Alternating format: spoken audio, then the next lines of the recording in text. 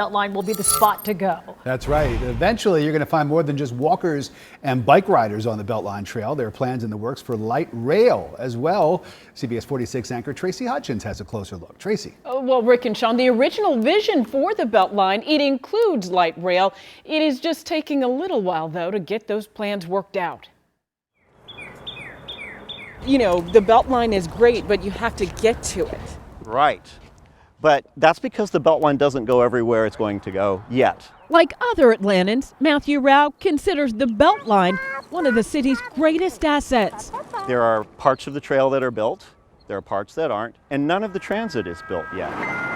That's where light rail comes in. Rail lines have always been part of the long-term plan for the Beltline. Train cars, just like the Atlanta streetcars, would run on tracks side by side with the walking and biking trail, encircling the city in a 22-mile loop. The Beltline is a life solution, not only a commute solution.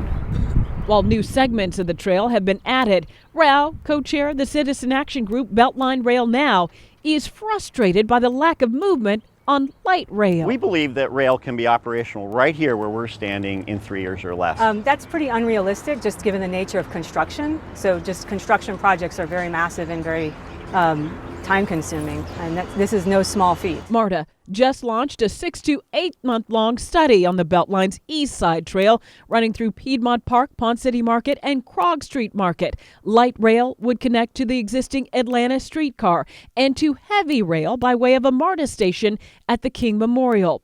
But how to connect to Inman Park, Reynoldstown, and Lindbergh Center stations safely?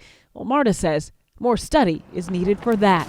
The transit agency has to address areas they call pinch points, where the rail cars just can't fit, like under this bridge near 10th Street and Monroe. The existing bridge is old, and we can't expand it as is, so we have to totally remove it and replace it to give us a safe clearance. We're looking at all of those choke points, pinch points, to identify solutions that are safe for everybody. But for all that the Beltline is used for, some say they hadn't even heard of the light rail project, but they would still use it if it actually got them where they needed to go. A lot of the transit, it doesn't connect to each other. So yeah, if it's convenient and it's accessible, yeah. As long as they were safe and actually working properly, not so much like the streetcar that we have now, then I think it could be exciting, encouraging to try it out. So how soon will we see light rail on the Beltline? We'll know soon. We'll definitely know soon, but we've got to work out some of those details.